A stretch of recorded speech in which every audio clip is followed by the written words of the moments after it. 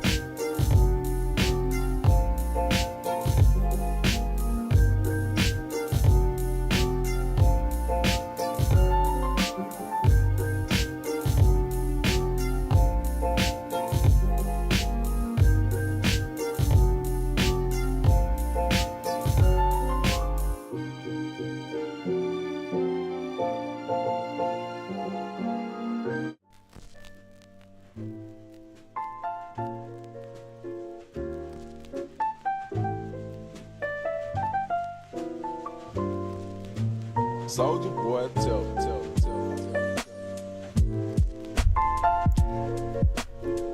What's going on? How we doing tonight?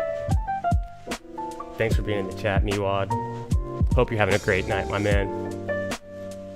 Out here vibing, and you know what time it is? We're about to be drafting. Let's get in one.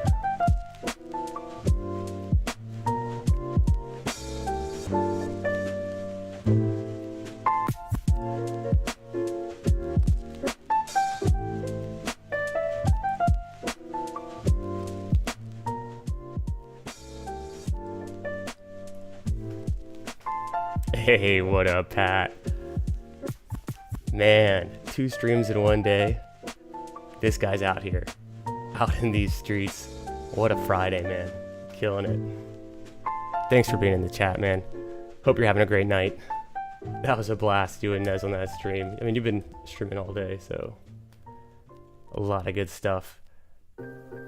Definitely felt like I had to get my drafts in tonight. It's going to be a long weekend.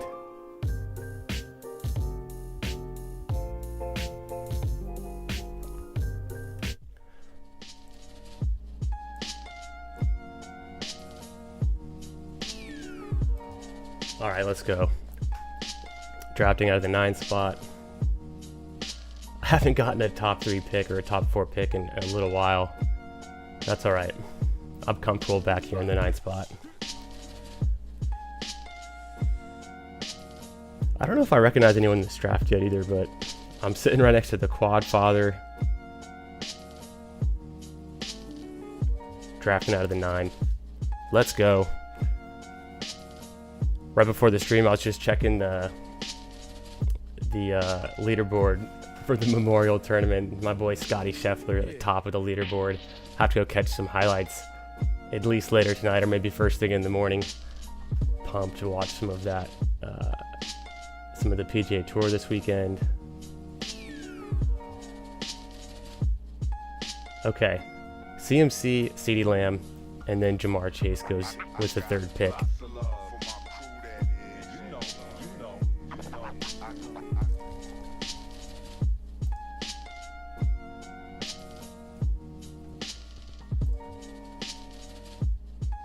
Yeah, Scotty is free. Hey, Meatwad, did you see the new police body cam video that just came out today with Scotty Scheffler? It just further kind of proves the point that he really did nothing wrong. And I mean, they just were completely abusing their power. Had no idea who he was. Anyways, glad to see that situation resolved pretty quickly. I feel bad for Scotty. That's a traumatic experience. He almost missed his 8 a.m. tee time. Puka's here at 9 overall. I just had built out a Puka team with my first draft of the day a little while ago, actually. So look at the board. It's pretty standard so far.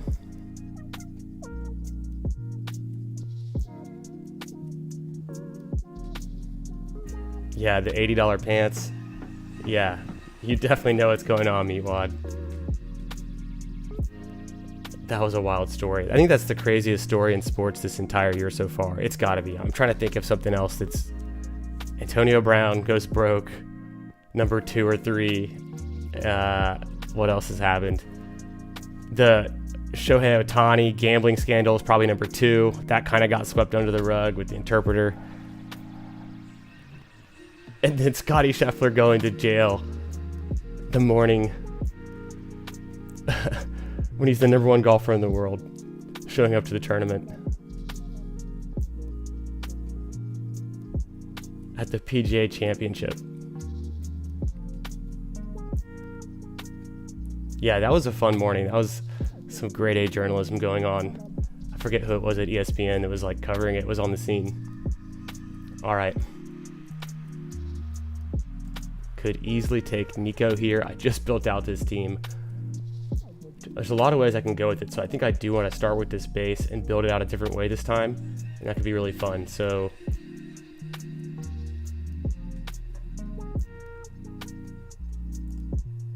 yeah, I'm gonna go Puka Nico to start.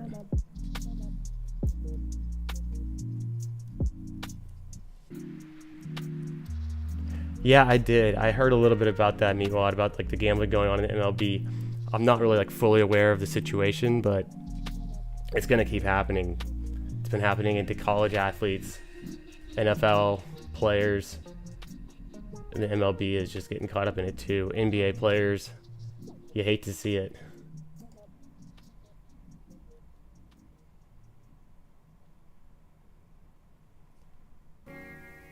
Yo, Tyler, what up, my man? Hope you're having a great night. Thanks for stopping by. Thanks for chilling in the stream. Hope you're having a good night, my man. Yeah, we're out here. We're just talking about some of these scandals going on in sports so far this year. We were talking about how the hashtag Free Scotty, the biggest scandal of the year was Scotty Scheffler going to jail before the PGA, before his tee time at the PGA Championship. We had the Shohei Ohtani gambling scandal, and another MLB scandal just dropped with gambling. And then not my personal favorite, but another top 3 for me would be Antonio Brown going bankrupt. Could have seen that coming a mile away. You hate to see it. If you follow AB on anything on social media, the dude is phenomenal on social media. He's wild.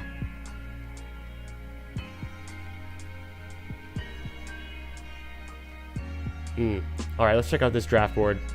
So I'm starting off with Puka and Nico. I like that start, personally. Obviously could have taken Marvin Harrison, Ayuk, Olave. I was considering Devontae Adams, Waddle in this spot. It's really just the flavor of, you know, the week, the vibes, how you're feeling, taking that second wide receiver in round 2. There's a lot of good options. Yeah, CTESPN. The CTESPN is one of the funnier things to come out of that whole situation.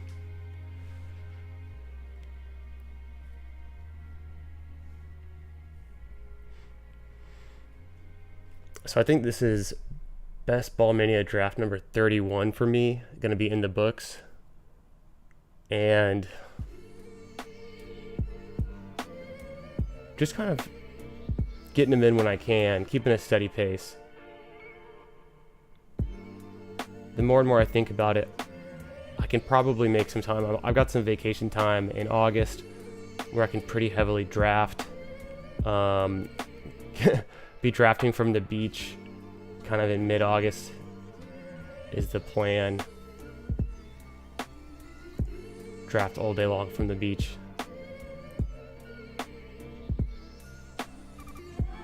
Got some other trips planned this summer, some vacation time, but probably will focus on like chilling with the family, touching some grass during some of those breaks. So I want to get the drafts in when I can, hit it hard when I feel like I've been really had my head down in the best ball streets and kind of know what's going on.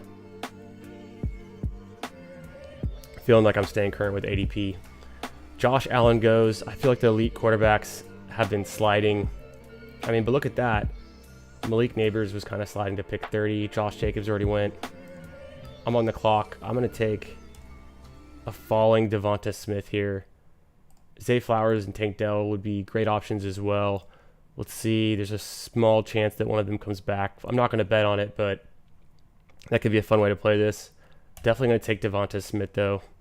I feel like he is a good pick in the 3rd round.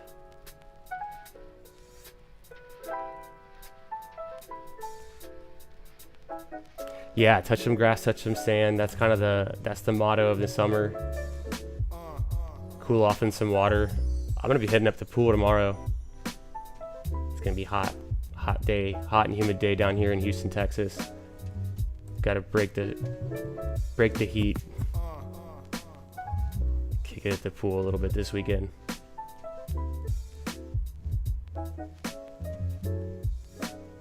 Yeah, exactly.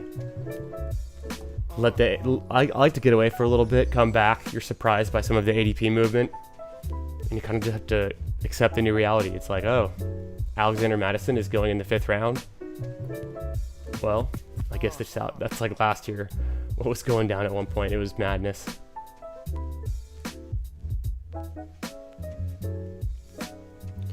Both Tank Dell and Zay Flowers go. Probably one of my 2 favorite picks there. Sam Laporta and Travis Kelce also get drafted, so this could be a fun place to take Trey McBride, where I didn't go that route earlier. Jalen Hurts is there. I think Jalen Hurts is the play since I've already got Devonta Smith. Could take... Yeah, let's do that. Make it a Jalen Hurts team. Don't really have to worry about getting Stroud to fall to me. There's always the risk that the Stephon Diggs drafter could take CJ Stroud at pick 47 or 50. I'm kind of gatekeeping this pick number 57. If Stroud's still there, I could take him before the guy who took Tank Dell. What's good, my man? Hoosier Devos. How you doing tonight, man? Hope you're having a great night. Thanks for joining the stream. Thanks for saying what's up in the chat. We're cruising through the 4th round here. Started off with a Puka, Nico Collins, Devonta Smith build. Jalen Hurts just kind of naturally falls to me in the 4th.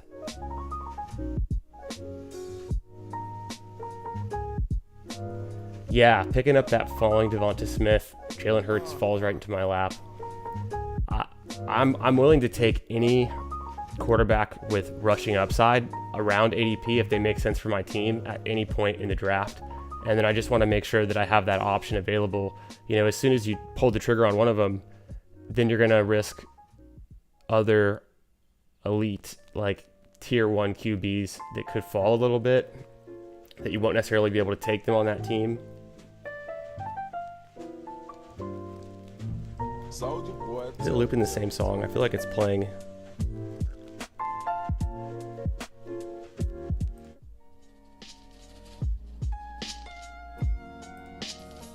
All right, that's what's up. Amari Cooper's been going pretty early in the 4th round, I've noticed. At least today and yesterday, Amari Cooper's been kind of creeping up boards.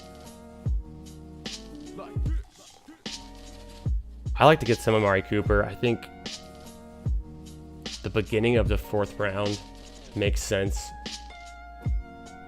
I like Terry McLaurin and Christian Kirk just as much kind of in that first half of the 4th round.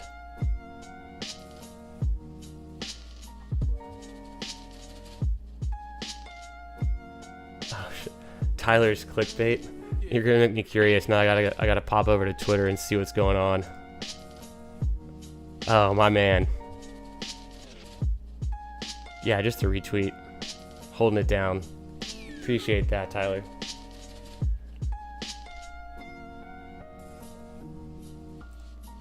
Alright, what would be sweet here is with pick 57, 64.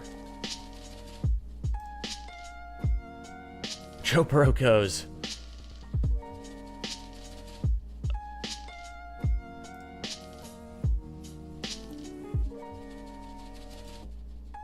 Yep. Oh no, Mark Andrews, of course. It's kind of every once in a while, but obviously the Lamar Jackson draft is going to take Mark Andrews there. That's a pretty nice team from the 4 spot. Tyreek Hill, Jalen Waddle, followed up with DJ Moore, Lamar Jackson, Mark Andrews. I like that a lot, actually. You know, he's got 4 out of his first 5 picks across 2 high-powered scoring offensive teams, the Miami Dolphins with Tyreek and Jalen Waddle. You know, huge consolidation of touches and targets in that offense. And then taking DJ Moore's a fun upside pick, can smash any week, be the wide receiver 1 that week in scoring. And most likely getting the best quarterback he's ever played with. People forget that. Caleb Williams out here, going to make a difference. But Lamar Jackson and Mark Andrews is another nice way to play this. That's one of the better things and why I draft a lot of Lamar Jackson is you still have the opportunity to get that elite tight end. Let's see. Josh Allen goes. Kincaid's going to be available, but he hasn't taken a wide receiver yet. So it's a really interesting build from the 7th spot here.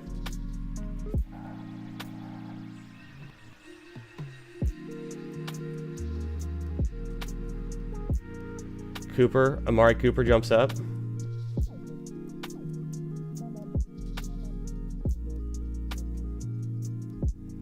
Yeah, it goes both ways with Amari Cooper. We saw it in week 16 last year. He can really go off. Worthy's still there. Stroud is there. Don't need him though, so I'll push that on the corner. I could go Mixon here and double down, and if Stroud comes back around, Dudesay I'm fine with if he comes back around. Maybe Pitts or Kittle.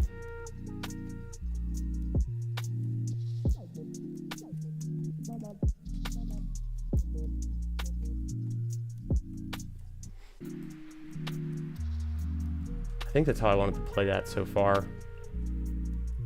Just kind of see what comes back to me. I knew that the drafter in the 10 spot already had Kelsey, and the guy in the 12 spot's got Sam Laporta. Of course, Stroud's going to go to the Tank Dell drafter. I've got my Jalen Hurts stack built out, so I'm all right there. I'm kind of betting he doesn't take Kittle, but there's a good chance that he could. He's got 4 wide receivers, so he's probably not going to be reaching on another wide receiver here. Let's see what we get.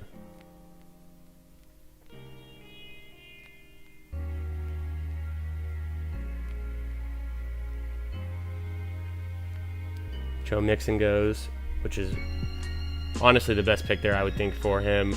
Getting his first running back, team stacked with CJ and Tank Dell. The bring back with Zay Flowers. Really solid out of the 11th spot there. The question is Kyle Pitts, George Kittle, Rome Odunze.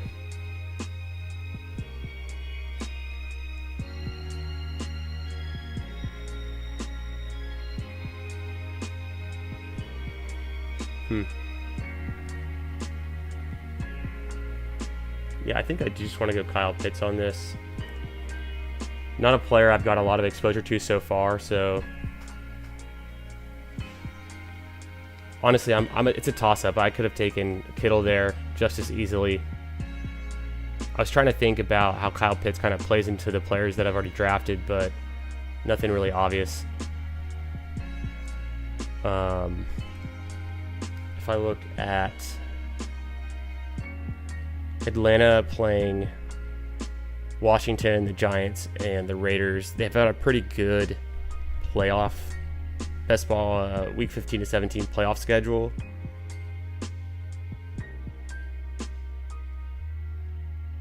We'll see. I've never been a huge Kyle Pitts believer, but I'm just willing to kind of take him. I don't want to be like too low on Kyle Pitts. I kind of like to get each of the elite tight ends, some more than others. I definitely have more Mark Andrews. I had a ton of Dalton Kincaid during like the big board drafts. Haven't got as much of them here in BBM5, but also I haven't drafted as many Josh Allen teams in BBM5 yet. I was drafting a ton of them in the big board.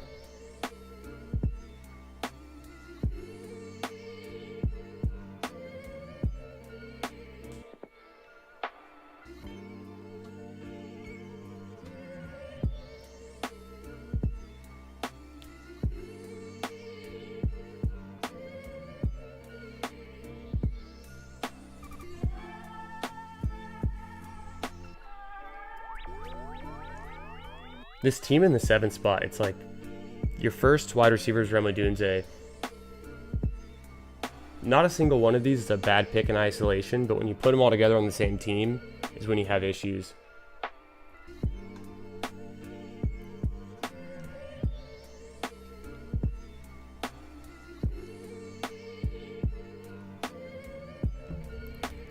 Yeah, I agree, Meat. It's a toss-up for me, Kittle or Pitts. I feel like I'd end up taking more Kittle around that area because you get the natural. You naturally want to take Kittle if you draft Amon-Ra or if you draft Jamar Gibbs, maybe. Sometimes you got Bijan and you missed out on Drake London. You might go Kyle Pitts, double down on the Falcons. But I think I was probably taking more. I was definitely taking more Drake London. He's probably the player I've drafted the most of, my highest exposure Falcons player.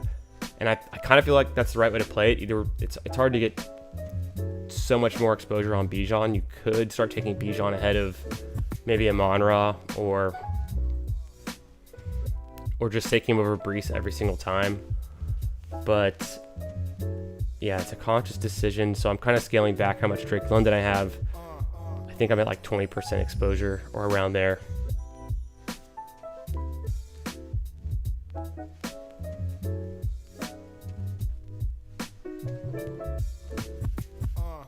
I know, right? That's what Pitts is one of those guys that in best ball I'll get my exposure to.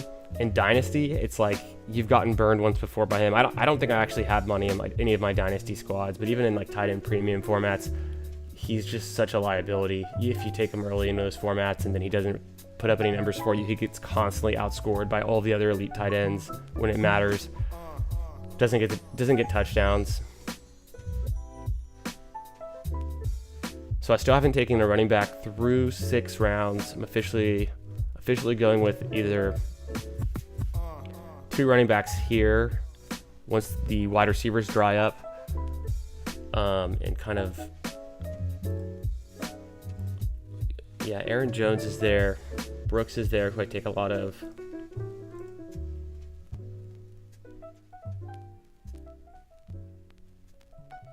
don't think Kyler. I mean, obviously, I was thinking about Trey McBride earlier, and then this would have been the spot to take Kyler and get the Puka, Trey McBride, Kyler kind of correlation going. I think I will just take a falling Aaron Jones. Definitely a running back I've got a ton of because I'm usually looking to get my RB1 or RB2, potentially even in this range, 7, back at the 7th round.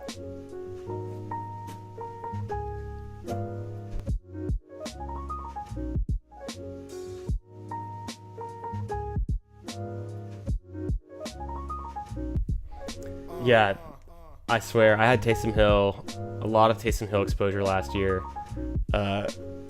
In all formats, best ball, a dynasty. I don't know if I had him in redraft, but that's maximum pain when you're like, definitely gonna bench Kyle Pitts most of the season, and you're starting Taysom Hill. It just doesn't feel right.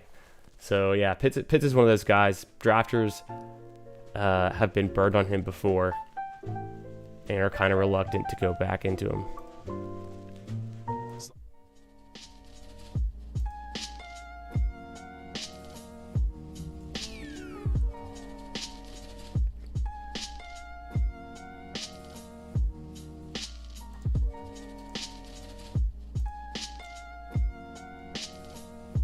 I don't really think there's any wide receiver picks I like here, or tight end.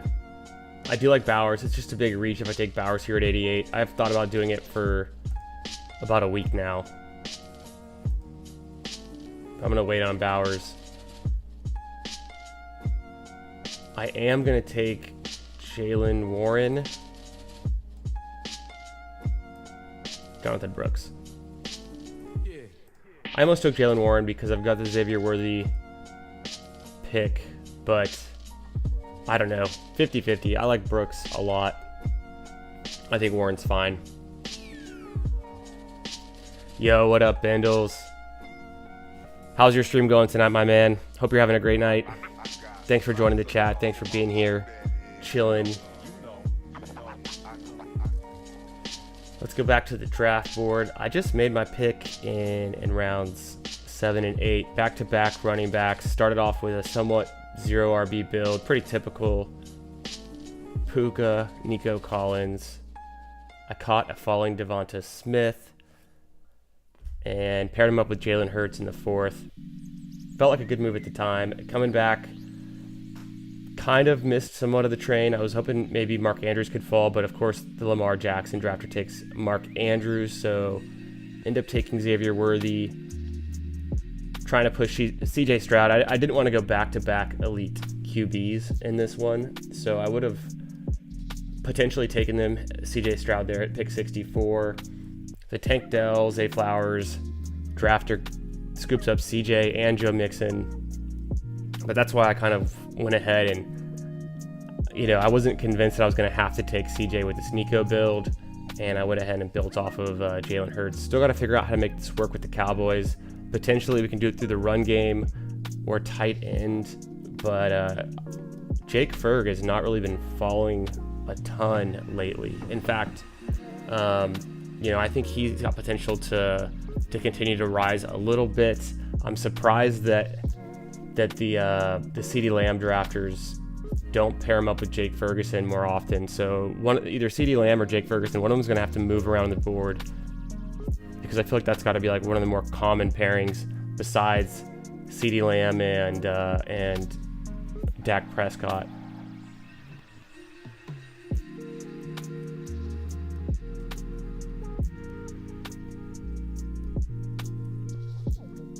Taysom Hill and Puppy Superflex. I mean, why not? It's just a shame that you can't get tight end scoring for him. He was tight end 10 in underdog scoring last season. I think he was like my 3rd or 4th or 5th highest drafted tight end in my exposures. And I was drafting a ton of them during the big boards last season too. Man, Brock Bowers goes. I was telling you, Brock Bowers never falls. Called it. Dak Prescott always goes with the CeeDee Lamb drafter. That's the thing that kind of sucks about taking Jake Ferguson out like that, like a solo Jake Ferguson.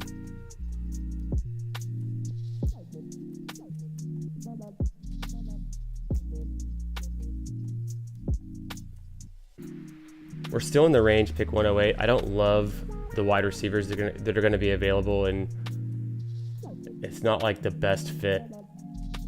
Jaden Daniels could have been an interesting pick with my team because I've got Kyle Pitts, so could really lean into that. But he goes off the board at pick 101. Sometimes you see Caleb and Jaden Daniels fall a bit further. But yeah, that's how it goes tonight.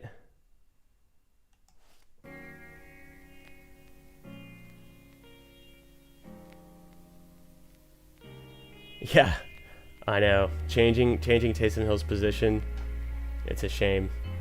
Huge controversy. Kyler Murray's still there. What do we do? I'm actually okay. At least he gets drafted before my selection, because if I would have had the option to take Kyler Murray, I might have done it, and then I'd just be pissed at myself that I didn't take Trey McBride earlier when I had the chance.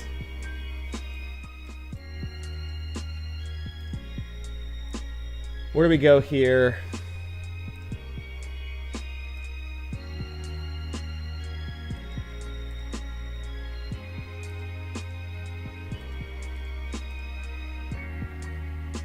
I like Trey Benson.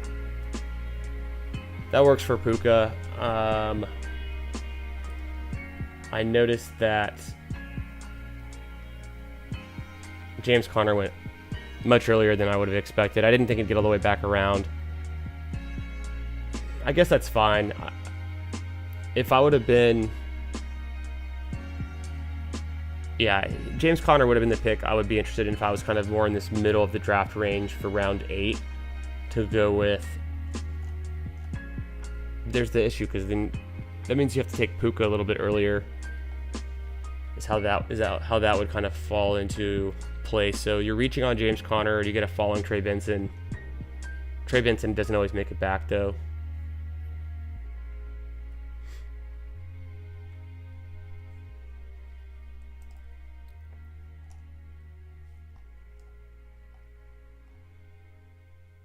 Keep forgetting I have Kyle Pitts, and I'm looking at these tight ends like I might take one, but not a chance.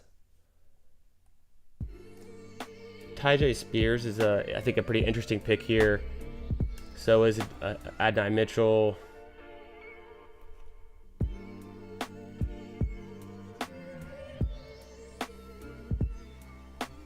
I don't know, man. I gotta check out what Vapor listens to. I just found some of this stuff on Spotify. Just some non-copyright stuff that I thought sounded alright. Okay, Mitchell or Spears?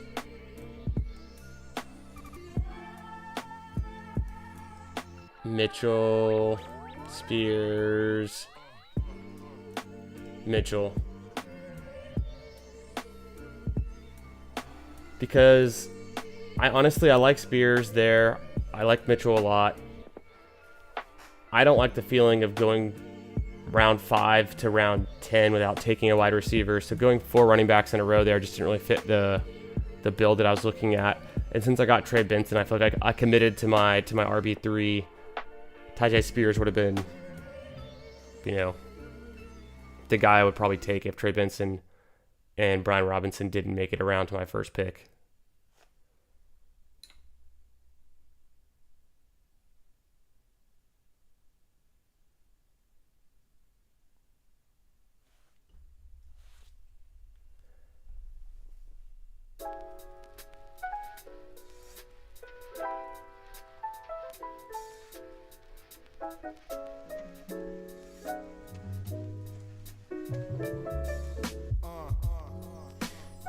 But yeah,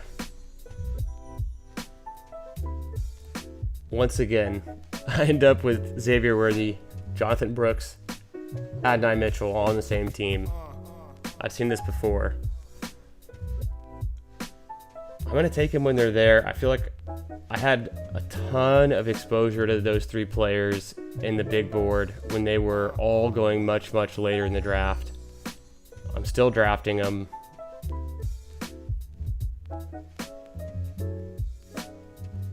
RB1 on the squad's Aaron Jones, so I went with more of a 0 RB build, which showed the squad so far. 1-3-5-1 through 10 picks. Started off with Puka Nacua and Nico Collins.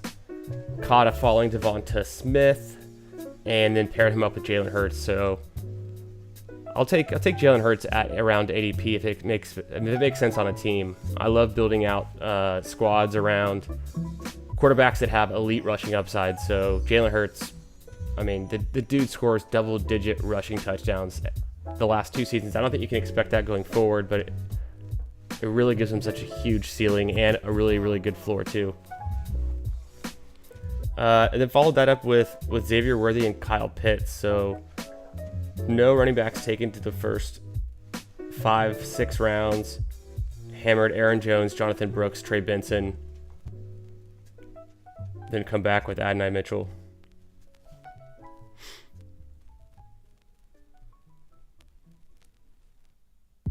This is that range where you kind of want to dip back into wide receiver. If not quarterback and tight end, but the tight ends kind of stall out for a bit. The QBs, one of these pocket passers is always going to end up falling, and so unless you have Ladd or Amon-Ra, Laporta, I mean, I could take Kirk.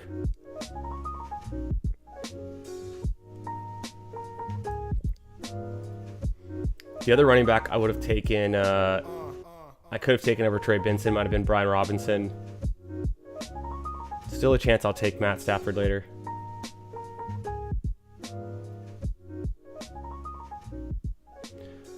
In this build so far, we'll see how it balances out with running back, but no, I've got a lot of faith in Aaron Jones' ability to hold it down if he's healthy. I mean, he had some injury issues last year, but Aaron Jones to start the season off strong. I think Jonathan Brooks could come out and be ready week 1. We'll see how he progresses. If Jonathan Brooks is healthy, he's gonna smash. He's a really good running back. There's a high likelihood that he has a decent enough rookie season to kind of warrant where he's going right now, and then be going much higher. Like, let's see. Could go Josh Downs. I've already got Mitchell. Could go Wicks here. Unfortunately, yeah, Goddard is who I was looking for, and he got snatched up. So Wicks, maybe come back with Dowdle.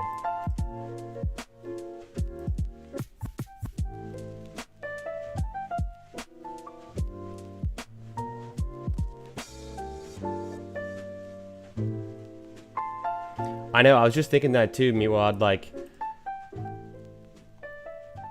having the option to go Josh Downs or Wicks is really fun at the back end of the 11th round, kind of that 11-12 turn. Because those are wide receivers I feel like you could be taking in the same range up here with, like, Tyler Lockett, Mike Williams. And so if you wait on them, you can get that value later. But yeah, as you were saying, Hoosier, no, I feel good about the rookie running back talent. Trey Benson is fine. I think he fits well with his team, but I think Jonathan Brooks is special.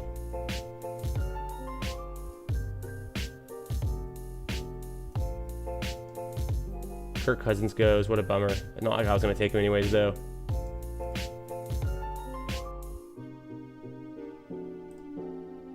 Justin Herbert's still there. I thought about it. I almost thought twice about it. Just don't really need him. I feel like when you take Jalen Hurts, you're kind of betting on him to be the QB1 or a top QB during the season and you definitely the one you need during the playoffs. So with that, I'll take Rico Dowdle. A little bit of Week 17 correlation for my Eagles picks and Devonta Smith and Hurts. And also gives me a player that could be at the least a RB2 on a high-powered Dallas Cowboys offense. So I'm interested in that. Potentially gives me a little bit more of a balance, like you were saying, Hoosier against the rookies. Let's say Trey Benson doesn't take over the role from James Conner. I totally expect, honestly, I like James Conner better, at least for year 1. Maybe Benson comes on strong later in the season. Conner gets hurt or something. So there's some kind of upside there that the Cardinals are a really, really, really good offense that you want a piece of.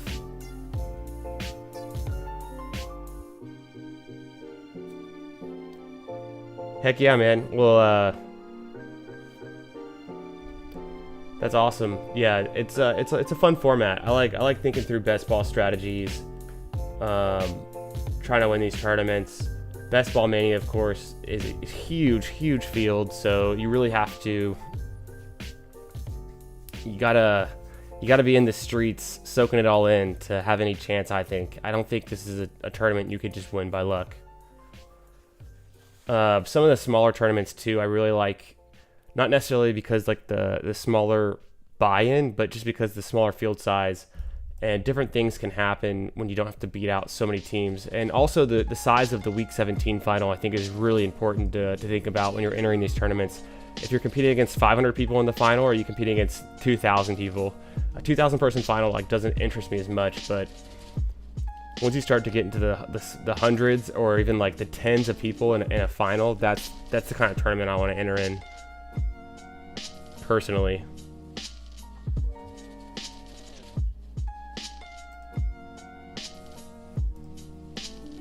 I think these are just about the running backs I expect to go here.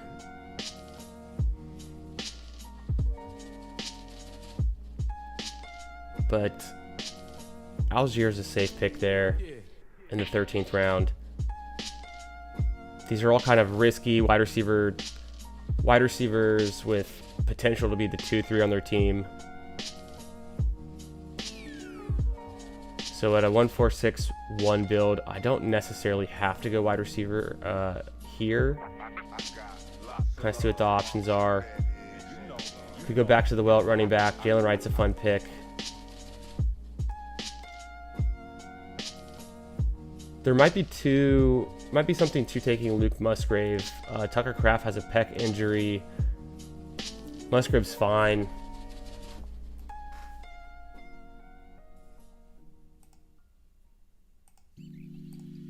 The issue here is Matt Stafford went 2 picks before me. That's the player I was looking for there.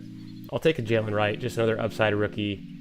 Who knows what happens with the Miami backfield. Last year, if you drafted Raheem Mostert, if you drafted Devon Achane together on any team, you'd be happy about it. So just taking shots in Miami's backfield's typically a good idea. Can really fit any team, in my opinion. That's how I felt last season. I kind of feel the same way this season too.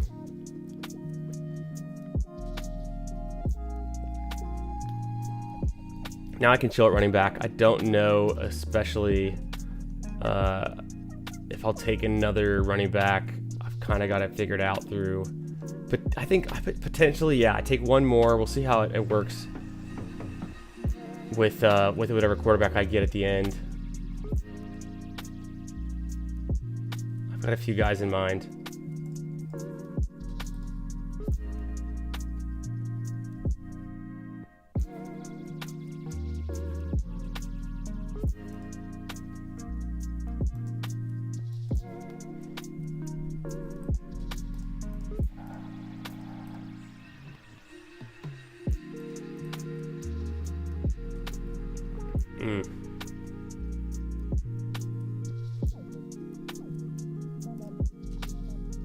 I go Musgrave there.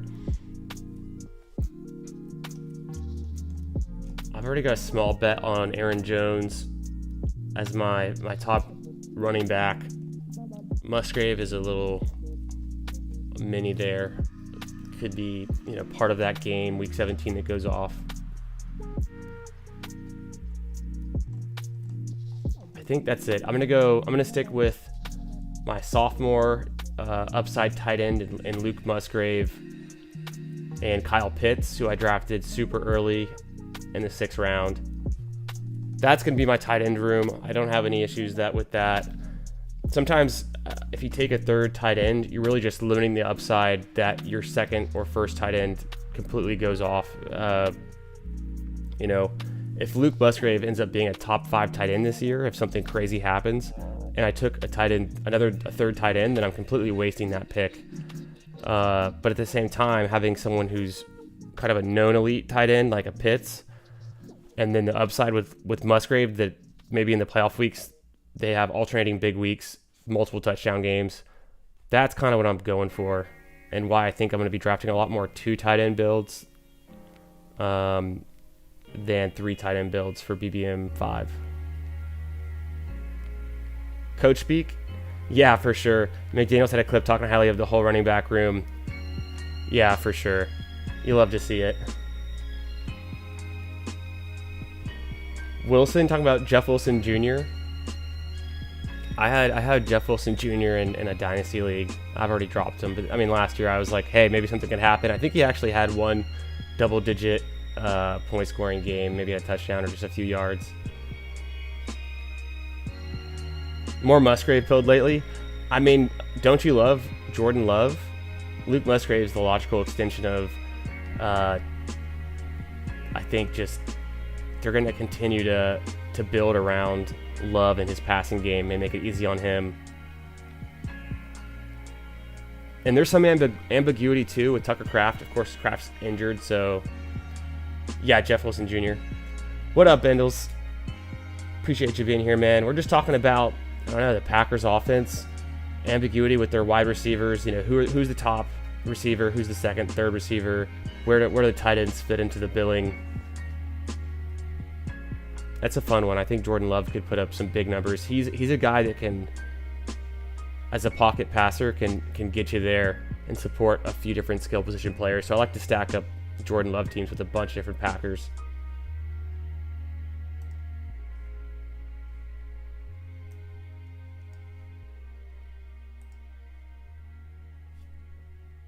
Mims enables me to go with a Knicks later on in the draft. I was thinking about Levis, but I don't know. I don't think there's any Titans left that I really want.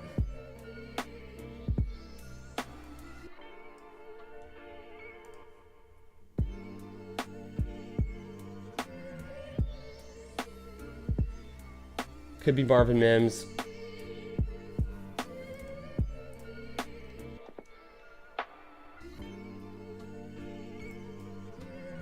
I've got Braylon Allen ranked pretty highly. Although with this team, let's count it up. I'm talking about taking a rookie QB. Brooks, Benson, Wright, sophomore Puka, Xavier Adonai, that's 7, Wicks 8, Mims 9, Musgrave 10. I'm at my limit for rookies and sophomores. I don't like to go past 10 on any given team. Kind of how I feel. It's overkill if way more than half of your team are rookies and sophomores. You do start to lose out on some of that floor, I think.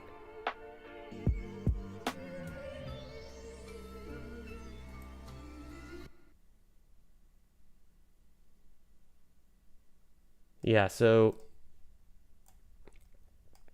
potentially taking a rookie quarterback as my QB2. There's a few ways I can still go there.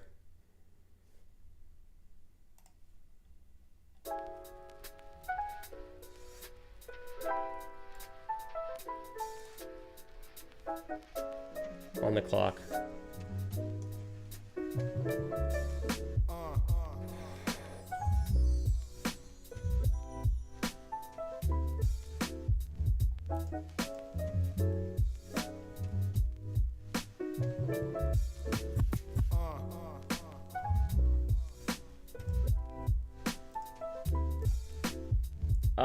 Javon Baker. Okay. I was thinking, do I really want to take Javon Baker? But I go against what I was just saying. It gives me one more out, so I don't hate the pick. At the last second, I was like, maybe I just take Braylon Allen, but I've been taking a lot of Braylon Allen, so that was a funny pick. Also, I always think in the back of my mind if I should be taking Demario Douglas there.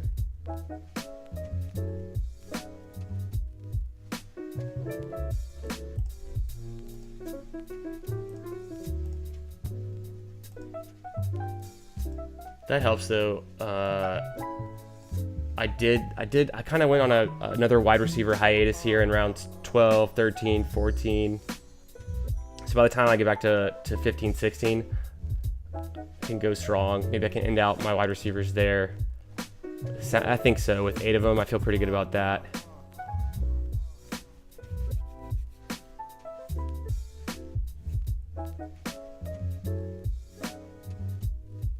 Hoosier says, curious y'all's opinion on this. What's the difference between the Green Bay Packers and the Houston Texans wide receivers? Sometimes we talk about Houston having too many mouths to feed, but that never seems to be said about Green Bay.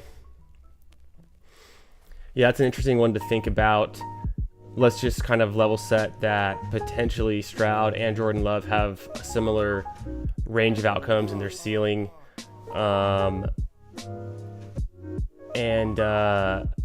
And like maybe 4,500 passing yards is kind of what we expect, like a high level projection, 30 plus passing touchdowns, a few rushing touchdowns on top, being one of those younger players that typically can still get some rushing touchdown production early in their career, even if they're a pocket passer. The big difference then is, I would think, the development of Nico Collins over his first 3 seasons. I don't know that you have a player on the Packers who've taken that many snaps compared to Nico. Maybe Romeo Doubs. I'm not sure exactly. Christian Watson's definitely been hurt enough.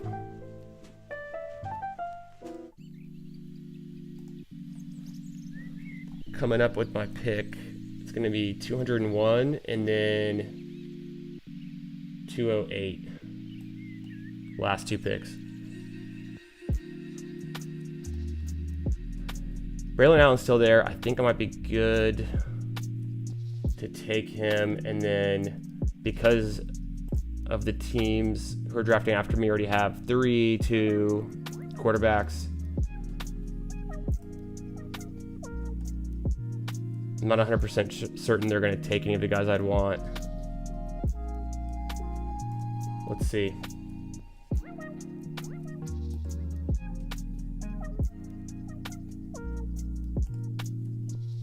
Tolbert's there.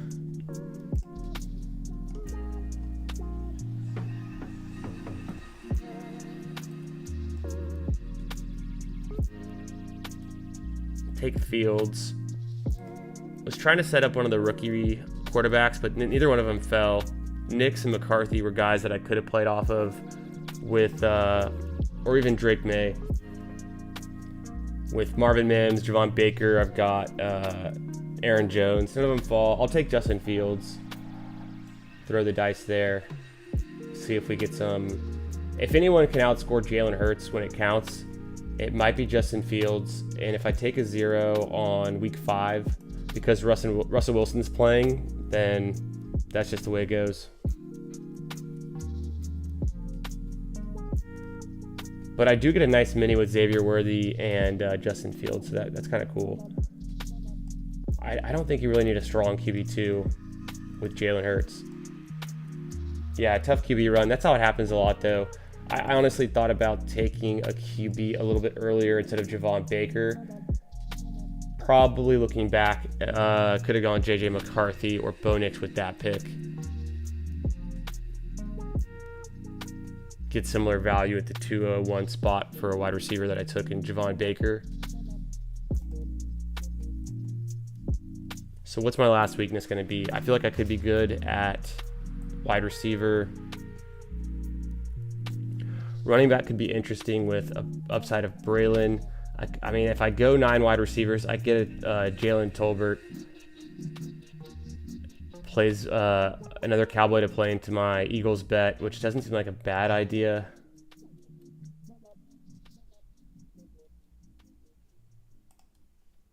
I think I might do that. I've been trying to not draft as many 9 wide receiver teams. But I don't want to just take another rookie running back uncorrelated in this team. I've already got a ton of rookie upside. So that's kind of a duplicative selection to go Braylon Allen. Because I've already made bets on Brooks, Benson, and Wright. It never hurts if you get that guy in the last round. It never hurts to like last year. If you would have had Puka or Kyron Williams in the last round, they're good on every team. So I still like to mix in a good amount of Braylon Allen right now. Just wasn't the right team in this one. Yeah, thanks for chilling in the chat, Hoosiers. Hope you're having a great night, man. We're just here chilling, vibing, drafting best ball teams.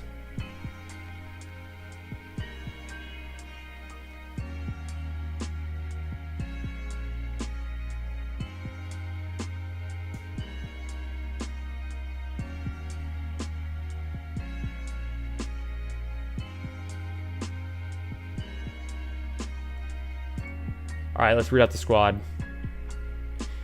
Ended up with a 2-5-9-2 build. Something I've been trying to move away from and go towards more of a 3-5-8-2, 3-5-7-3. Although I am trying to move away from 3 tight end as well and go more towards 2 tight end. So 3-6-8-2 build I think is kind of a build that I'm more interested in taking more of. Yeah, the math checks out on that too. What is it? 3-5-8-2. Yeah, 3-5-8-2.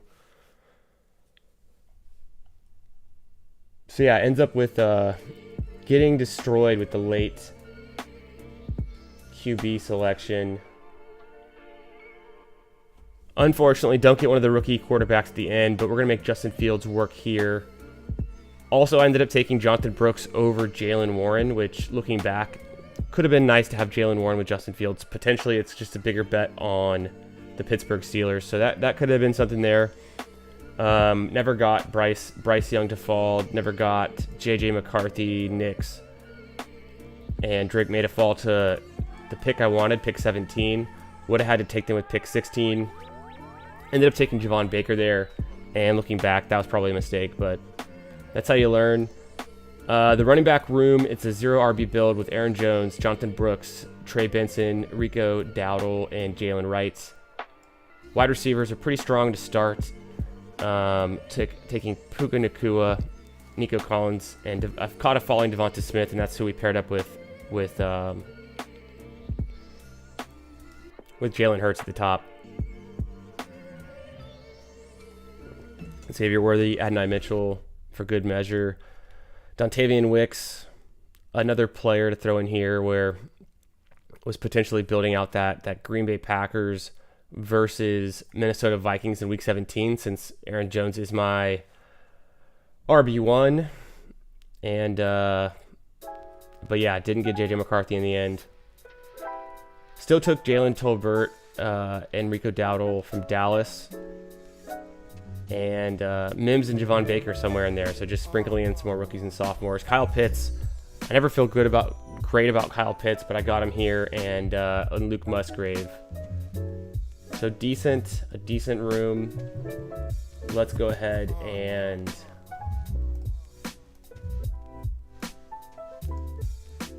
jumping around. Where's my draft? Oh, here it is.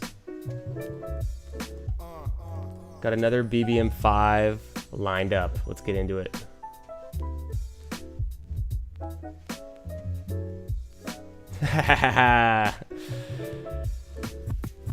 Yeah, just catching up with the chat. CEH and Fields, do it. Oh man, that would have been a fun pick too. Who did I take with my last pick? Tolbert. Yeah, I kind of wanted to make sure I was doubling down on the Eagles and the Cowboys, since I'd already invested so much draft capital into the Eagles. Got to bounce it out with some Cowboys.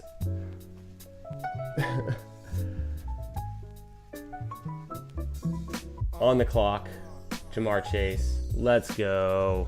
This is going to be a fun one. I love a Jamar Chase build. Waxing poetic about Nico. Yeah, I love Nico. True. That's fair, non-derogatory. That's fair. Dig it for sure. Yeah, of course. Yeah, there's a lot of that's fair going on this summer. I'm here for it. That stuff cracks me up. I love all the best ball memes. Pete is always propagating best ball memes and propaganda. Putting out propaganda, I should say. It's great. I'm here for it. Rico Dowdle is starting to intrigue me more and more. You know, I'm not forcing the pick. I'm not afraid to take Rico, though. I don't know. I hear little things. I was halfway in on Malik Davis last year drafting best ball, especially in the big board, and so missed on Malik Davis. Pivoted where I could in my dynasty leagues, dropped Malik Davis and picked up Dowdle where he was available.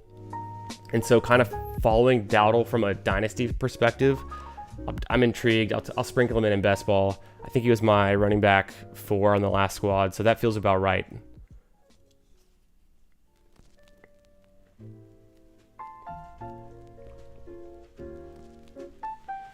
Yeah, Pete's got some good characters. Best ball uncle, definitely gaining traction. Soldier boy, tell.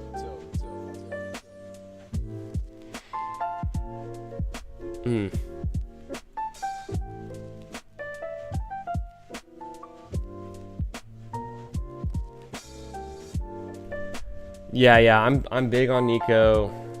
I've seen him do it live. I went to Texans training camp last August. It was clear as day. CJ Stroud looked good, but you couldn't have expected him to look that good and do what he did in clutch time and win that many games. But Stroud looked good. The biggest takeaway for me from Texans training camp last offseason, and I tweeted about it. I've got this tweet. It was like my most viral tweet for a while. It's a video I took.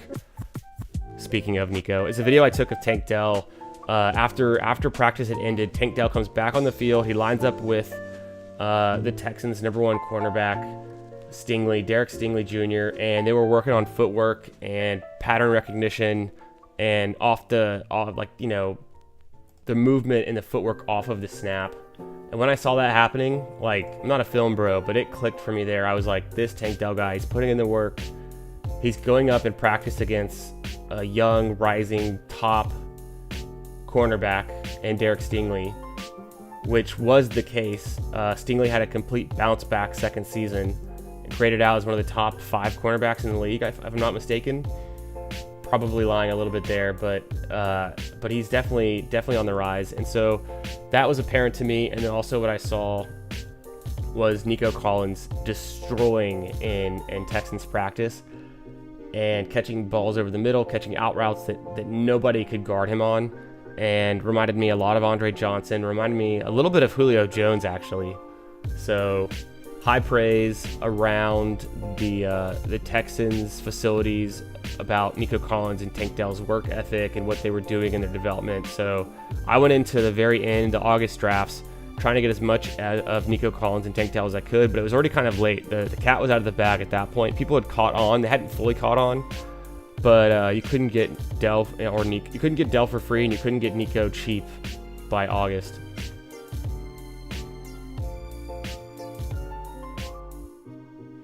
Oh, no, not at all, man. No, I appreciate the question, Hoosier.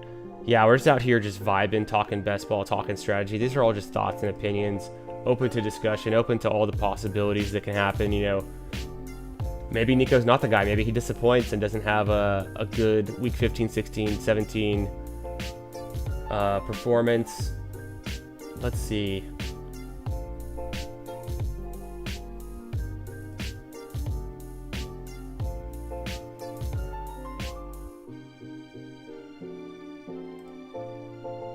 I think I just take Neighbors here and roll with it. Right at ADP. Here's the board. Whew.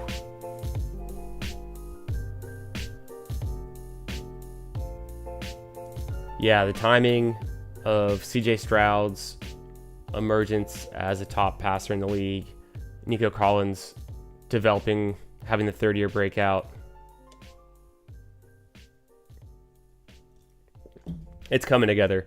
Steph Diggs going to the Texans was pretty groundbreaking. I did not see that one coming. I'm here for it. I think it's a great move by them to double down, put some pass catchers around Stroud, and try to win in that rookie contract window that they have. So I'm pumped. That's enough Texans talk for now, though. Let's look at the board. Nothing really crazy happened in round 2. We had 2 teams start with dual RBs, so 2 high testosterone teams going in the 7th spot. You got Bijan Robinson and Saquon Barkley. He comes back with Cooper Kupp, decent. In the 11th spot, the drafter takes Jamar Gibbs, Jonathan Taylor, and then gets Michael Pittman. I don't like that start as much. I think I'd rather have the first start, the Bijan, Barkley, Cooper Kupp start, if I was going to start with 2 running backs in the first 3 rounds like that.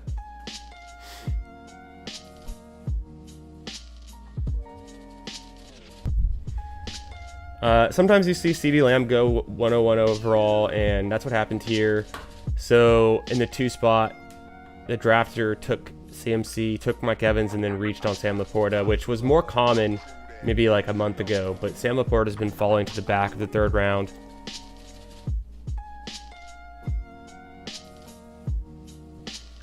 Big on Waddle. I'm here for it, Hoosier. I'm huge on Waddle, for sure as well. I like Waddle a lot in redraft. I try to target him. I've had him in a lot of my redraft leagues and best ball teams. I just traded for Jalen Waddle in one of my dynasty leagues. It's a best ball dynasty league, 12 team, and I traded Bryce Young and a future 2025 second for Jalen Waddle straight up. And I feel great about it. I drafted Jaden Daniels this with the rookie class with my first pick in my draft. So I had a QB to spare. The team needed a QB too, so they really needed Bryce Young, and they were willing to give up Jalen Waddle, who in my mind has way more value in dynasty at this point than Bryce Young. Unfortunately, Bryce Young, to me, I think is 80% bust. So I'll take a little bit of him when it makes sense. I'll put him as my QB2 when I've got an elite quarterback. But in Dynasty, I'm trying to sell before it gets worse. I rode Zach Wilson. I rode Zach Wilson to the ground in one of my Dynasty leagues. And now he's just on my bench. And it's terrible. I could drop him. You can't get anything for him. So let's see what's happened. Jalen Hurts, Lamar Jackson, Josh Allen off on the board. Already selected Travis Kelce, Trey McBride. It could be Pacheco here. I don't have a lot of Pacheco, and I feel like I could get more. It's kind of a fun spot to get him. Andrews, Kirk, McLaurin. Let's take Pacheco. I don't have a lot of Pacheco. Mahomes goes a pick after me, so that's whatever.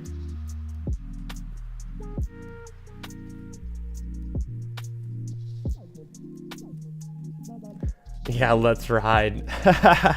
Broncos legend Zach Wilson. Gosh. Sometimes, when you see the signs that the player is making mistakes in social media and kind of all those kind of signs, off the field issues that aren't really big issues but just don't sit right with you, those should be warning signs to bail on a QB.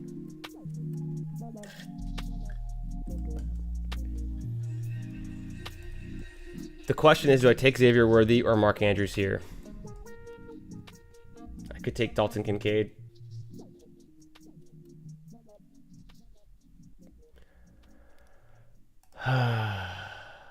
With Patrick Mahomes and Lamar Jackson both gone, it's kind of a toss-up. I do want an elite tight end for this team.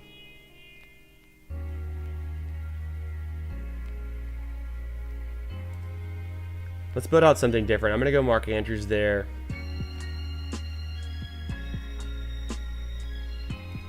I think Mark Andrews is still my number 1 drafted tight end this season.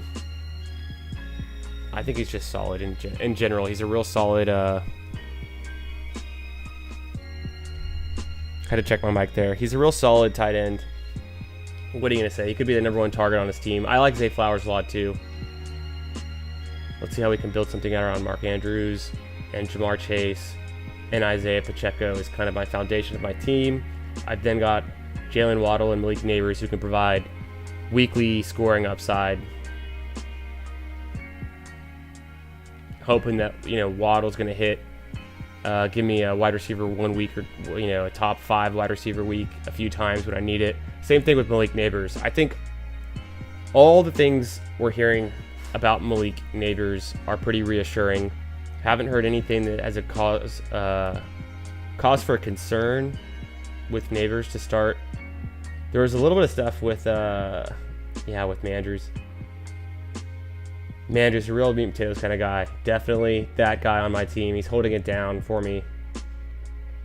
Mark Andrews is going to eat. He's going to get his from Lamar Jackson. Last season, he was injured. If he wouldn't have gotten injured, I think he'd probably be going in the 4th round. So I like getting him in the 5th round just fine.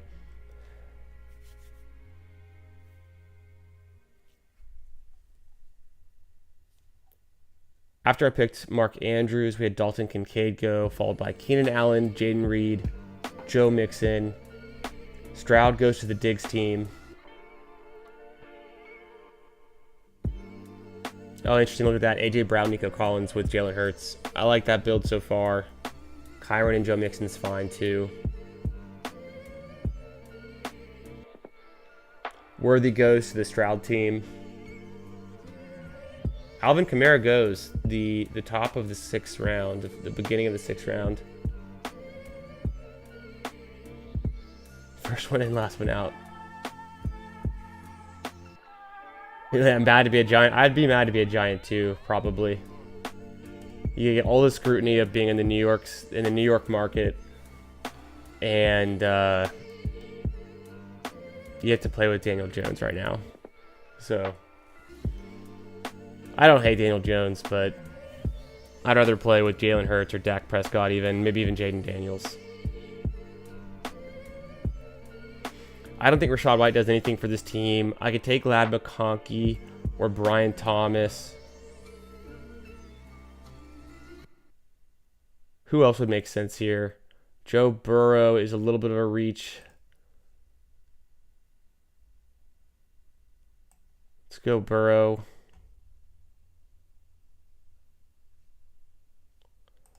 I don't even care to try to make Joe Burrow fall and push him around. I'll just take him there. There's a few other players that I liked.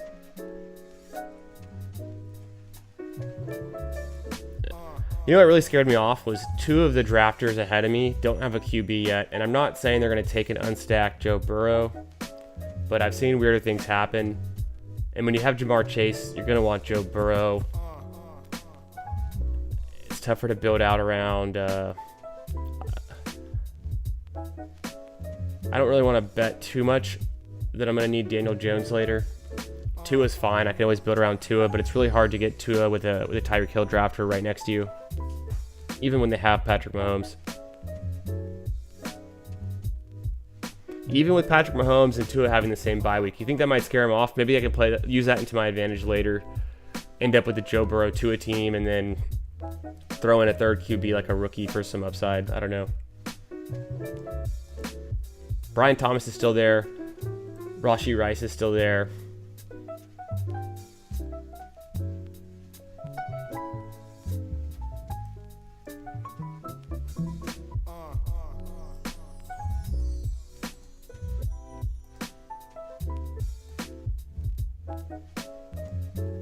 Yeah, I like that Brian Thomas pick for this team. That's fun.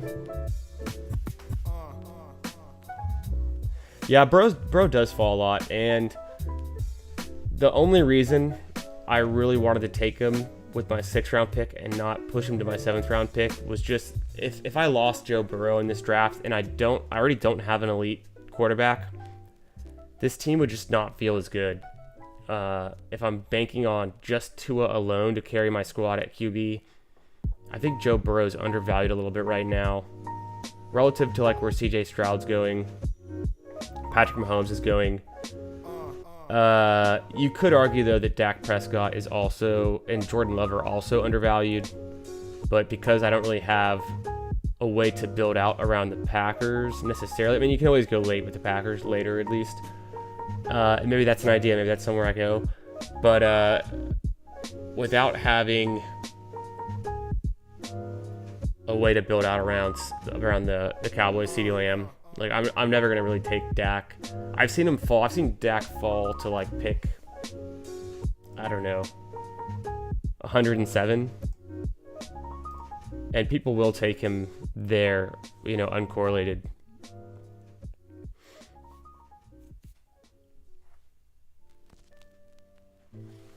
Let's see. Let's see.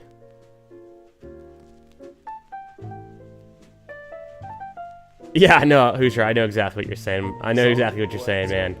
Yeah, your mom. Yeah, no, Zach Wilson's the MILF hunter. We all know it. We can talk about it. It's cool. He makes jokes about it too.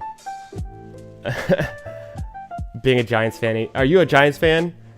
You located in the New York area, or are you just a fan of the Giants? I don't hate the Giants. I thought Eli Manning was pretty entertaining.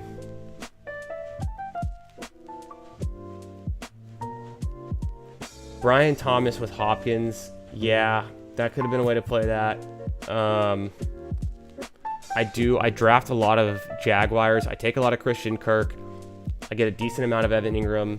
I get a good amount of Trevor Lawrence. In the big board, Trevor Lawrence is like my number 2 quarterback. He's probably one of my top 5 quarterbacks in BBM5. I'd have to check on that though.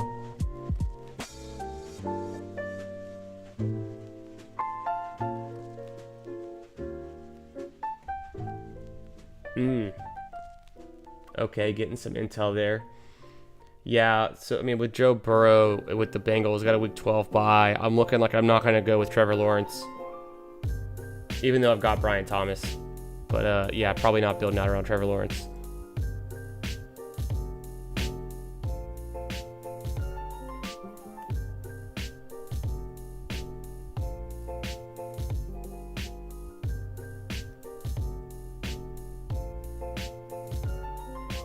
Able to get Burrow at 100 the other day. Pushed him and he came back to me. Nice. Yeah, that's solid. There's definitely some teams out there that can get Burrow later, and that's gonna be a big value. That's gonna help out a lot, I think. That's a good way to play it.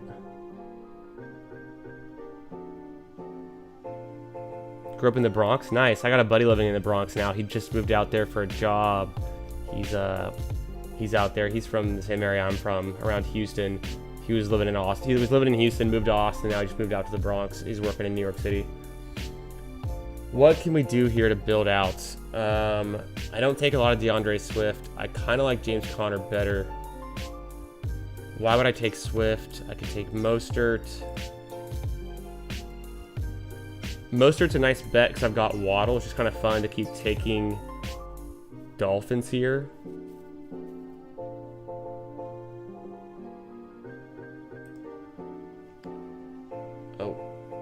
Zach Moss could be a pick as well.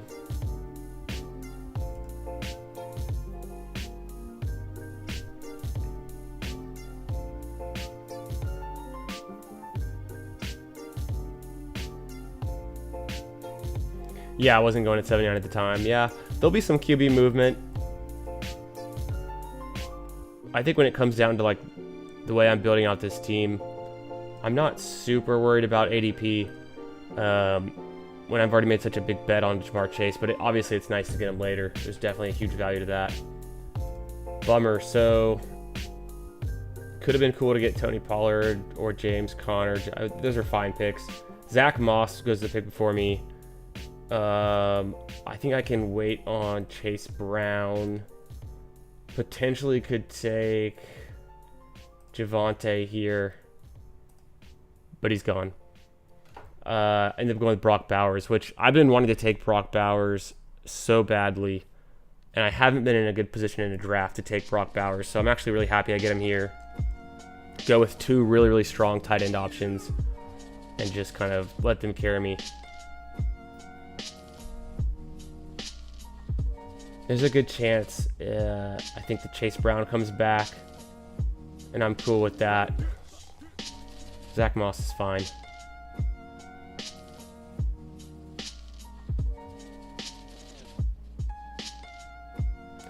Yeah, I mean, the thing is with the pocket quarterbacks, like a Purdy, Lawrence, Tua, Herbert, Burrow even still, Dak still, and sometimes Love, they can fall 1-2 rounds like nothing, like with no one expecting it. Sometimes you can predict it. So one thing I like to do is look at the team that took CeeDee Lamb. They weren't really wrong, but they didn't take Dak. They tried to push Dak, right? And he doesn't come back. He sometimes does make it to 95, but you could take Dak at 74 and be a little bit more comfortable.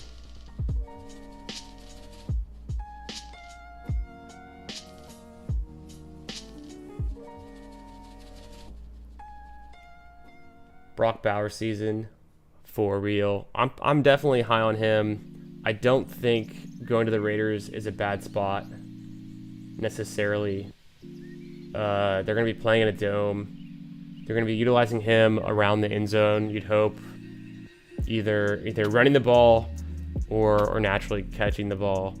And a 9th round pick, a little bit expensive just for my second tight end when I've already got an elite tight end. So now we got to make up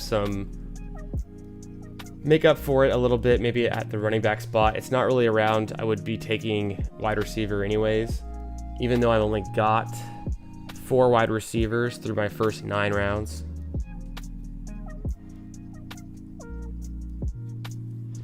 I think with Chase Waddle and Neighbors, I feel pretty good about my core wide receivers, and still can get some upside later. Can still build out potentially, who my second quarterback stack's going to be with.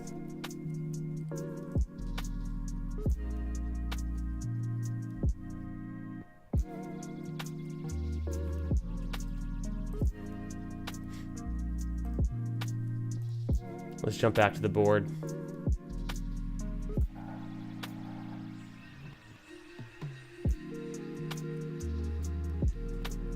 Yeah, what are the odds that Winky is going to take Tua before my next second pick? Because he's got Mahomes already. But Mahomes and Tua have the same week 6 bye, and he just took 4 running backs in a row. Will he feel the need to take wide receiver, skip out on Tua? Let me get Tua at 124. I can take a wide receiver at 117 or a Chase Brown running back. I think he's still available. So let's work this one out. What does Brian Robinson do for this team? Nothing in particular, but he's a decent pick. He's gone. Chase Brown and Blake Corum, I think, are both good picks. Kind of the end of a tier for me.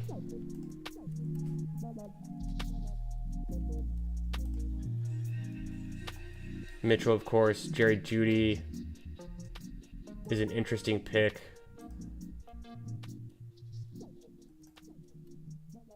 Chase Brown.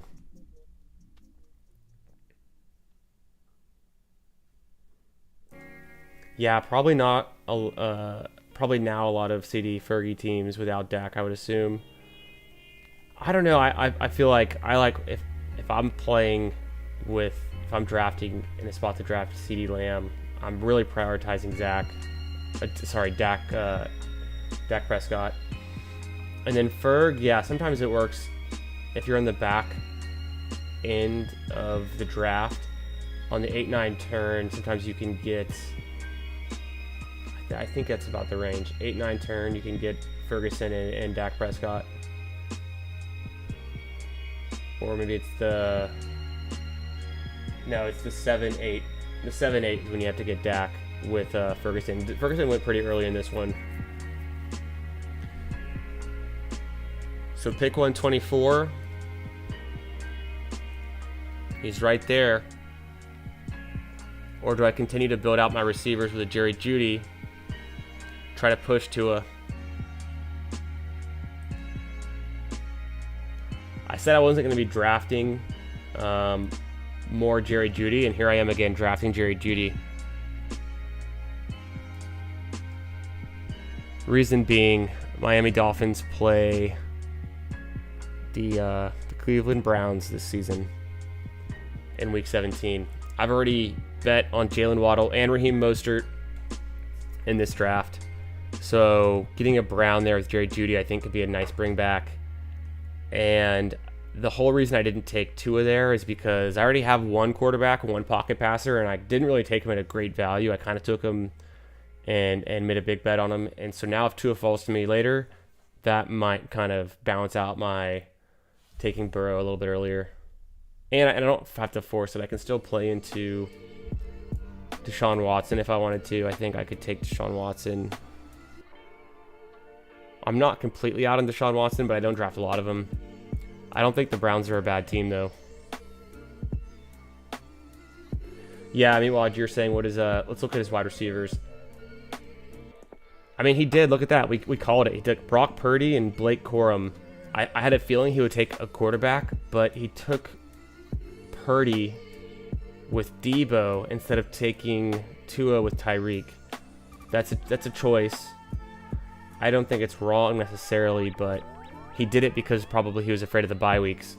And I'm not. I would be more unwilling to let bye weeks drive my player selection. I think you just got to make it work. And there's a lot of things you can do with your round 17, 18 pick that are essentially to throw in a toss-out pick. And if you're taking a third QB because you're breaking up a bye week, like a bye week 6 or a bye week 12, 14, I'm cool with that. Yo, Bendels. Chilling, my man. Bendels, Meat, Hoosier. Thanks for being in the chat, guys. Thanks for chilling, vibing late on a Friday night. I'm Central Time, so it's not that late for me. It's just about 12:40. It's been a long day, though. It's been a decently long week.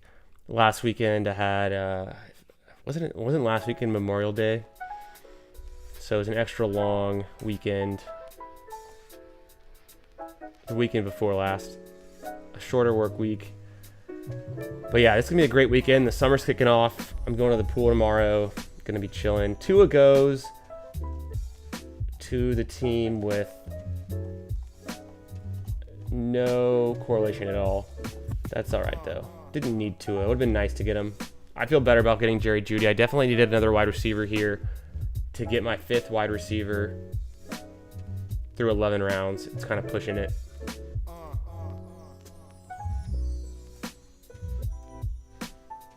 Downs is cool and plays into my bet with Neighbors because the Giants, the Colts, week 17, don't need any of those quarterbacks. Running back, Ty Chandler's fine. Not crazy about it. I'm going to go Josh Downs here. Gesicki late might be an option. Probably good with 2 tight ends. Yo, Pat. Take me to space? All right, anything for you, Pat. You're the man. Let's go to space. You ready, guys? Let's go blast off. Oh, we're in a black hole.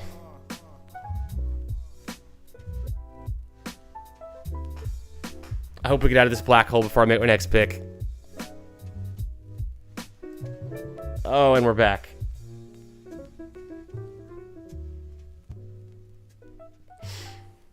I need to get a refill in this water. As soon as I make this next pick, I'm going to go grab some water. Josh Downs fits nicely with my team.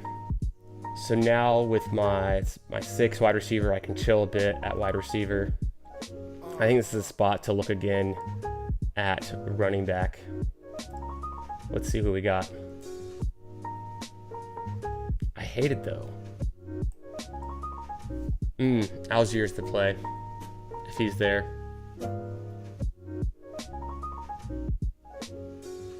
Or McLaughlin. It's so early for McLaughlin and Algier. It's so early for either one of them. All right, let's look back at wide receiver.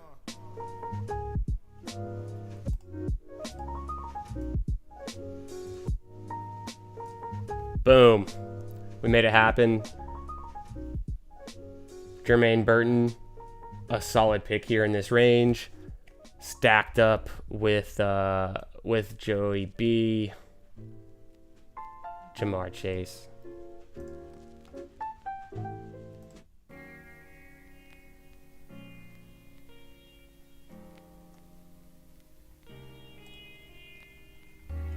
Yeah, this team's working out pretty well. Just making a big bet on the Bengals. Now we got to find a way to start sneaking in some of these Broncos.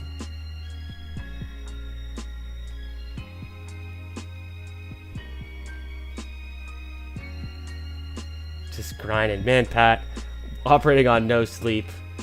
The drafting all downstream, chilling in streams when you're not in them, yourself. King. Thanks for being here, guys. Take me to space. Need more tie. Hesitate to make that click right now. Yeah, I've kind of pumped a little bit of the brakes on the Ty Chandler pick. Definitely had him a lot in the big board. I think it can fit into a decent amount of teams. I still have pretty good exposure to him, but just went on a journey. Oh, that reminds me. I'm gonna leave it on the board. Hitting the lake up in Michigan next week. Nice. Dude, I love lake weekends. I hit up the lake in Austin very frequently. We go out to the lake about once a month. Good way to cool off. I don't know when I'm going to be there next. Hopefully soon.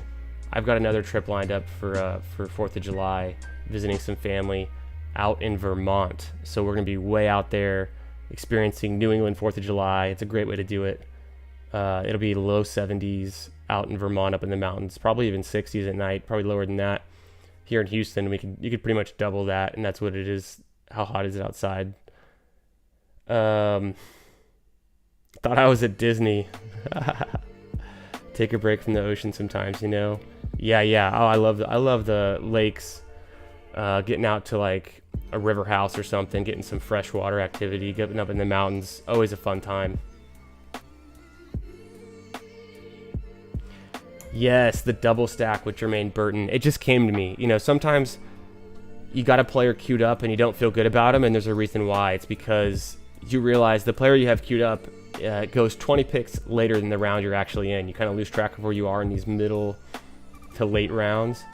So we're going to see what we can make happen. We still only have 3 running backs through 13 rounds. That's a little bit intimidating.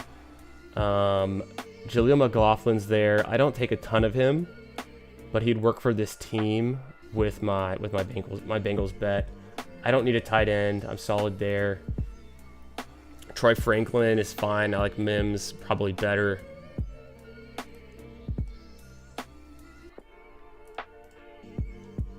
Bucky is still there. I don't know how he would fit to this team. Deshaun Watson might be a pick.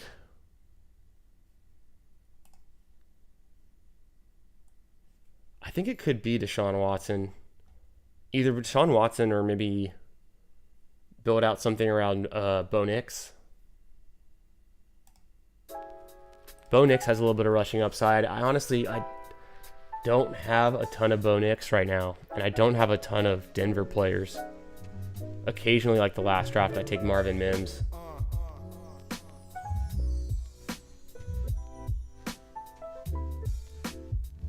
Still haven't gotten any water. Gotta make this next pick first. This draft is going by fast. This is definitely a fast one. The picks are just coming in. I feel like I'm taking to the last second to make all my picks. Let's see if we can get it lined up just right. Pick 172. Gonna follow it up with 189 and 196. It's so small. I need to zoom in a little bit.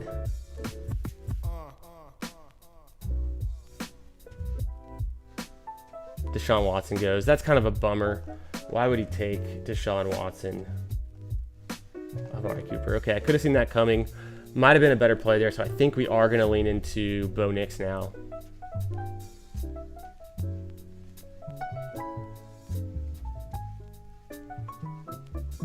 Yeah, I feel like I'll be good with what I've got so far with the Bengals. I think 3 skill position players for the Bengals is plenty.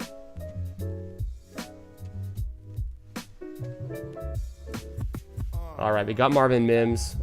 That's probably going to do it for us at wide receiver unless something else changes.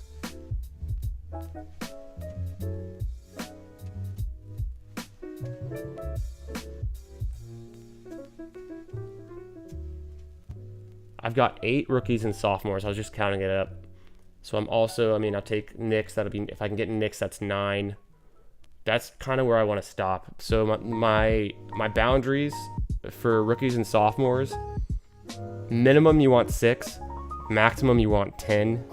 Occasionally you can push it to 11, but when you start to get past 10 rookies and sophomores, in general, as a general rule, and there's definitely exceptions, you're starting to lose a little bit of EV there and kind of killing your advance rate. And the reason is because you're taking out your floor, potentially.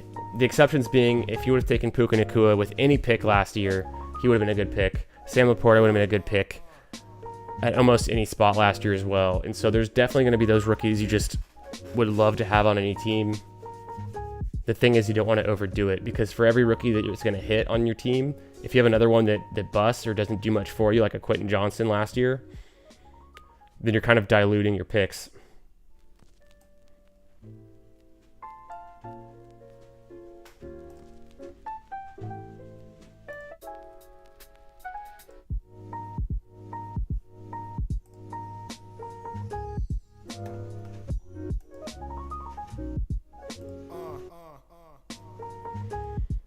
I'm just looking one last time if there's any other combinations I'd want to go with. Obviously, I could lean into the Raiders or the Giants. Their QBs always go super late. I think I just want Knicks.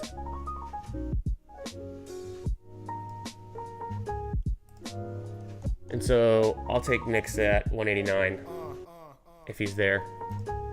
The ADP doesn't really matter to me.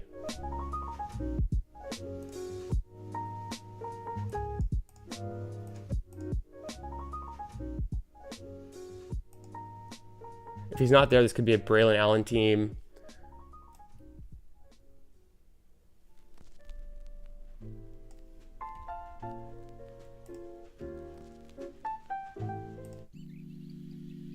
That's a good song. All right. Bo Nix is there. Braylon Allen goes the pick before. What are you guys saying? Yeah, like I was saying, I think I've got enough Bengals at this point. More in on Burton.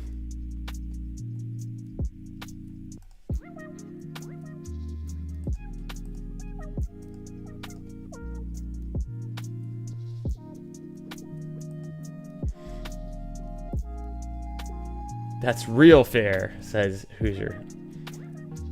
Meatwad says, an early second, late first wide receiver profile that fell due to behavioral stuff. Not great, landed in a great landing spot. Could be exciting, yeah. Jermaine Burton, exciting pick. He was kind of a fun dart throw for dynasty rookie drafts.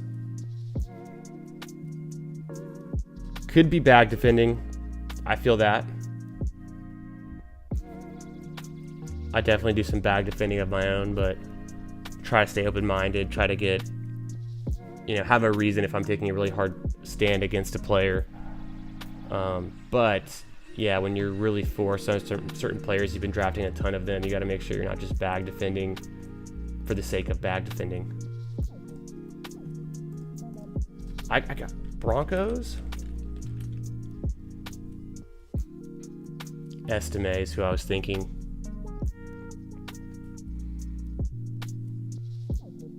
That'd be a weird way to play it. To go Estime and McLaughlin. Kind of a weird way to play it. Might not be the worst thing.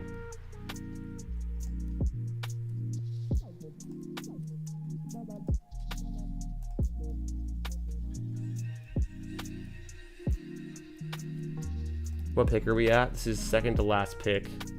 196.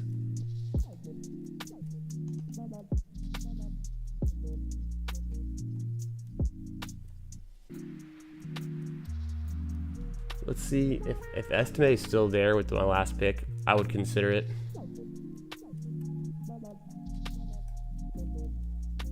We're going to need a lot from Joe Burrow being one of the top, QBs, leading passing yards, leading passing touchdowns, for him to pay off where we took him.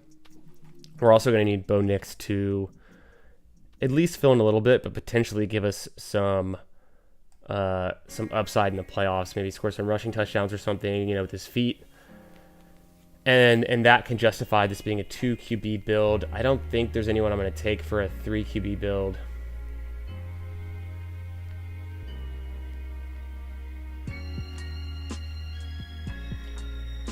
Don't see the point in trying to chase or trying to find or chase after the next Puka Kyren. Yeah, every year we kind of say things like that, though. Every year there's always going to be players you're comparing to. So we're always comparing to who's going to be the next Sam Laporta, who's going to be the next Puka Kyren. I think what you can do is take that mentality, and then what you can do is you can bet on a team that's completely undervalued. So the Broncos suck. At least they sucked last year. But football changes a lot year to year. And, you know, in some ways they didn't suck. I think Cortland Sutton scored 8 touchdowns. Russell Wilson had thrown a good amount of touchdowns with the Broncos. They still canned them. They weren't really winning games, but point is, the Rams were also really undervalued last season, and taking those skill position players on teams, players that have a good chance of starting on a team, regardless if that team is perceived to be bad, I think you can get some value, especially late.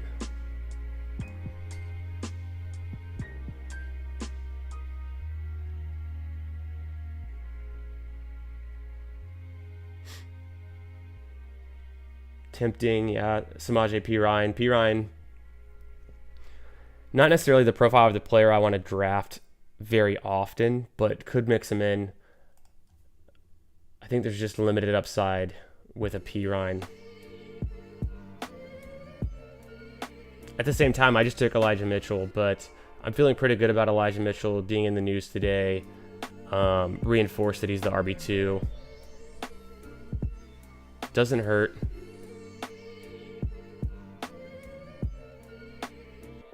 Broncos, Bengals, Browns, Dolphins. These are all the teams we're making bets on. A little bit of KC.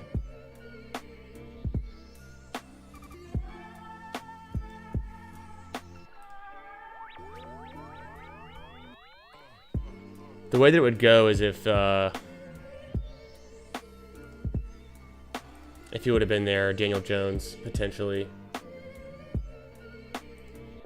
So I think with the last pick, I feel like it could be a running back.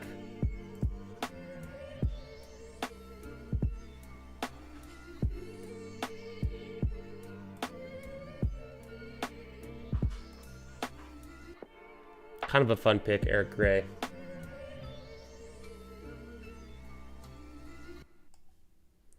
Could have gone Foreman there. I was thinking Donta Foreman.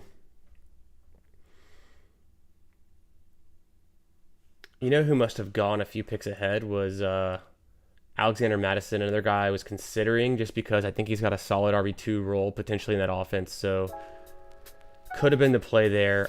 Eric Gray, I think, could surprise. I liked Eric Gray at OU. I thought he was pretty decent in college. And, you know, Devin Motor Singletary is going to hold down that job. We already know that's a fact. But who's their RB2? Is it Tyrone Tracy who goes in round 16? Or is it Eric Gray going around at 18 or undrafted? If you have an ambiguous backfield, you can always take a shot on one of the late guys. Hope it pays off. Hope the market's wrong, that Tyrone Tracy's not the guy. He's just a special teamer or a practice squad guy. And maybe Eric Gray gets some more carries this season. That's how the draft goes. This team, yeah, Motor. Would have missed on the Seahawks and Lions last year prior to that. Yeah. Hate to fade bad offenses for sure. Let me grab my dog real quick.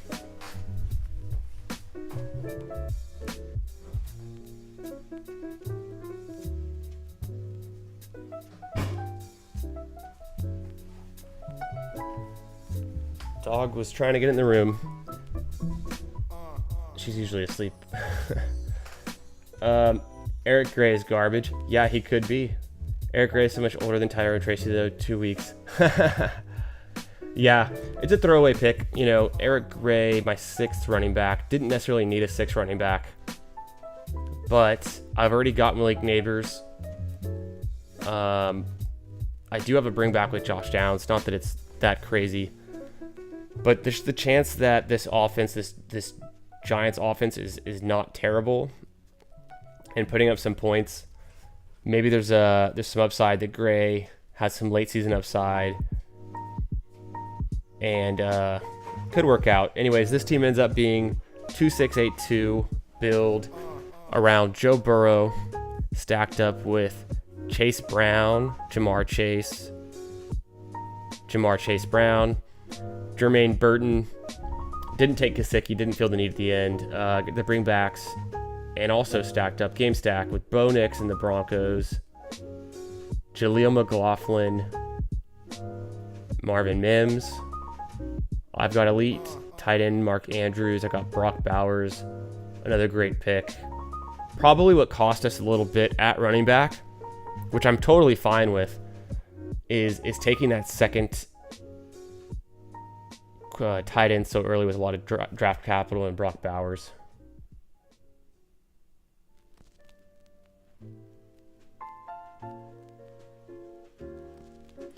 Yeah, let's go, G-Men. Yeah, I mean, you would know if Eric Gray sucks. Soldier boy, tell. If you've been watching the Giants. But I think, hey, maybe there's a chance. There's a chance he could be the guy. Pacheco, Mostert. Not a 1-2 punch that I'm typically drafting, but in more of a, I guess you could call this a hero build around Pacheco. Mostert's a great RB2 if you're waiting a while on running back. Like I said, getting Bowers at 100 probably took away from our RB room, which I'm fine with. I don't want to allocate too much capital to running backs, and we end up getting 6 that I feel good about in total. Feel good enough about at least. And if Chase Brown can pay off, then we'll be just fine. Wide receivers, Jamar Chase, Jalen Waddle, Malik Neighbors, Brian Thomas. I don't think you can feel bad about that. Those first 4 as a start. We waited a little bit after that, though. We was a kind of a wide receiver hiatus before we went Jerry Jeudy. Scooped up falling Josh Downs. That's a great value right there. It's later. It was later in the draft, so it's not the most impactful pick, but it worked out for us. Jermaine Burton was a snappy pick, and then Marvin Mims is kind of fun at the end of this. I think Mims is the wide receiver 2 with Courtland Sutton. We'll see. I don't think Josh Reynolds or Troy Franklin. Potentially Josh Reynolds is a bigger threat. I don't think Troy Franklin's the guy. That's just me though. Probably defending my anti-Troy Franklin bag, but then I went back and looked, and I had drafted him plenty in the big board and in some of the other drafts. I think when the NFL draft actually happened and Troy Franklin fell to the 4th round is when I officially stopped drafting him so much.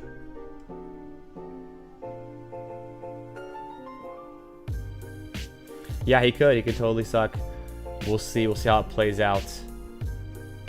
Thanks for drafting with me tonight, guys. Thanks for being a part of the stream, being active in the chat. Appreciate the support. And yeah, it's been another stream. I had a few streams this week, just knocking down these Best Ball Mania teams. And I'll be back soon. I don't know exactly when my next draft's going to be, but I'll be out here, so keep an eye open. Do a little outro.